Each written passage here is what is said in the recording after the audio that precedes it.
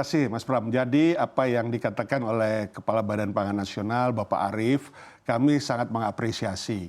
Memang ada terjadi sepekan yang lalu, jadi kita bicara berarti beberapa saat yang lalu, kemudian kita berhadapan dengan situasi di mana adanya keterbatasan beras premium ya, yang dari produsen swasta belum masa panen sehingga mereka menaikkan harga. Tetapi kemarin sudah ada pertemuan dan sudah ada pembicaraan bahwa di minggu ini akan banjir, akan guyur ke retail modern.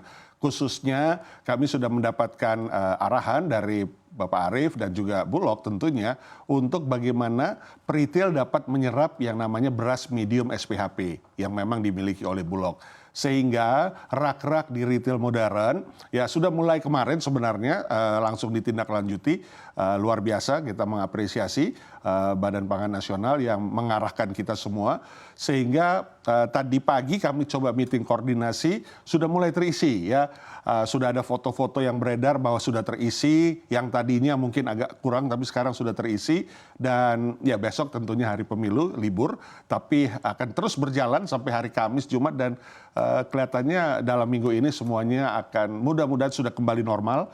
Masyarakat dapat belanja wajar kembali, belanja yang normal kembali, memenuhi kebutuhan pokoknya dan sehari-hari. Banyak yang mengatakan bahwa memang beras ini menjadi alat politik di gelaran pesta demokrasi kita. Sebetulnya terkait alat politik ini, apakah memang Anda melihat begitu ada kecenderungan penyelewengan ataupun kecenderungan yang mana ini sebetulnya sedang dimainkan dari stok beras kita di lapangan? Ya, kalau kami pelaku usaha atau pedagang tentunya kita tidak memiliki informasi yang berkaitan dengan apa yang tadi Pak Pram katakan.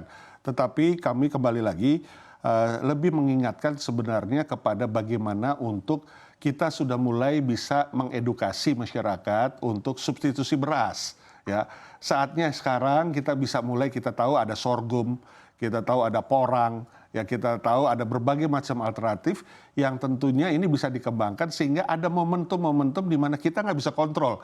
Kalau masalah cuaca El Nino kan kita nggak bisa kontrol, kemudian akhirnya terjadi defisit dalam hal produksi beras, panennya juga akan agak sedikit terganggu. Nah ini tentunya kita perlu juga sudah mulai contingency plan. Nah berkaitan dengan kondisi yang tadi Pak Pram katakan, ya biarlah nanti masyarakat yang menilai atau juga menjadi suatu pembelajaran bahwa yang namanya kebutuhan pokok dan sehari-hari memang untuk masyarakat yang membutuhkan.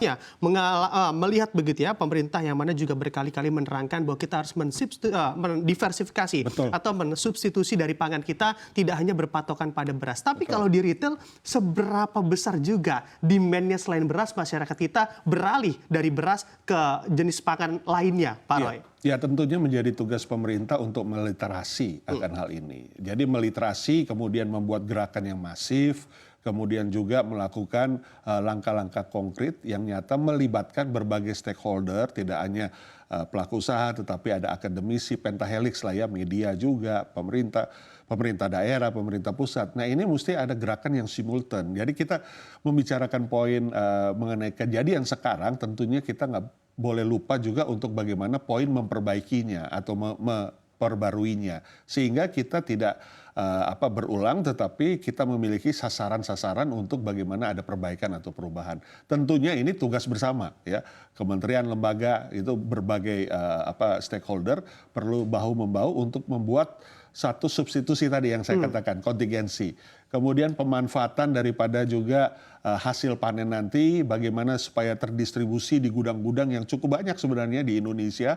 Ada pusat distribusi regional, ada pusat distribusi provinsi yang belum termaksimal, belum optimal. Itu bisa menjadi cadangan gudang-gudang yang bisa menjadi tempat penyimpanan dari hasil-hasil panen nanti misalnya, ataupun juga langkah-langkah lainnya. Jadi paling tidak ada satu rangkaian yang sudah mulai dipikirkan dan juga sudah mulai digerakkan sehingga apapun juga ya, kita tahu produksi tahun lalu itu diperkirakan sekitar 30 juta ton, jadi shortcut sekitar 2,5 atau 3 juta atau sampai 3 juta ton. Nah, ini kan sudah dijawab dengan import ya. Tahun ini kan rencana memang akan diimport sebesar nilai itu. Tetapi kembali lagi tetap mesti ada langkah-langkah buat berikutnya kontingensinya seperti apa. Pak Roy, melihat momentumnya ini sebentar lagi juga memasuki bulan Ramadan dan dilanjutkan Idul Fitri, yang mana tingkat demand dari bahan pangan dan juga bahan pokok ini pastinya akan menanjak naik. Anda melihatnya akankah ada kenaikan harga karena memang ketersediaan stok yang mana juga bisa saja begitu berkurang, ataupun ada spekulan-spekulan di lapangan sana yang membuat atau mempermainkan harga? Ya, tentunya kami retail modern sebagai sektor hilir selalu berkolaborasi dan berkomunikasi dengan pemerintah. Dalam hal ini Badan Pangan Nasional misalnya berkaitan dengan ketersediaan barang dan juga kestabilan harga. Karena kami retail modern ini adalah garda penjaga HET sebenarnya. Penjaga harga acuan.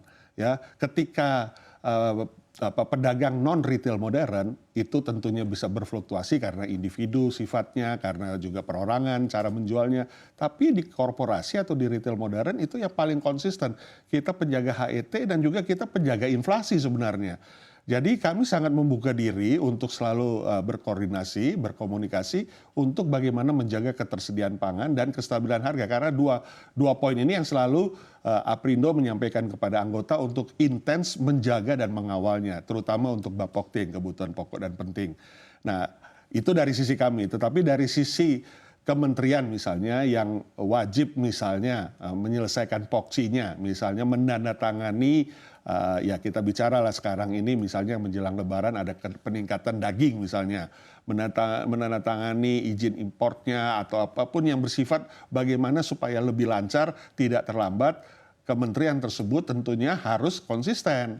Ya, ketika kami pelaku usaha berkeinginan untuk menjaga ketersediaan barang dan kestabilan, karena kita retail penjaga HET, kita berharap juga itu seimbangi dengan pemerintah yang juga konsisten dan tidak menunggu atau tidak terlambat di dalam memberikan persetujuan, misalnya kita bicara persetujuan impor maupun juga hal-hal yang berkaitan dengan kepastian pasokan atau bagaimana mengisi pasokan ketika produktivitas dalam negeri tidak tercukupi, ya berarti kita harus mengambil dengan import yang berkelanjutan atau yang memang memiliki tahapan dan proses yang legitimate.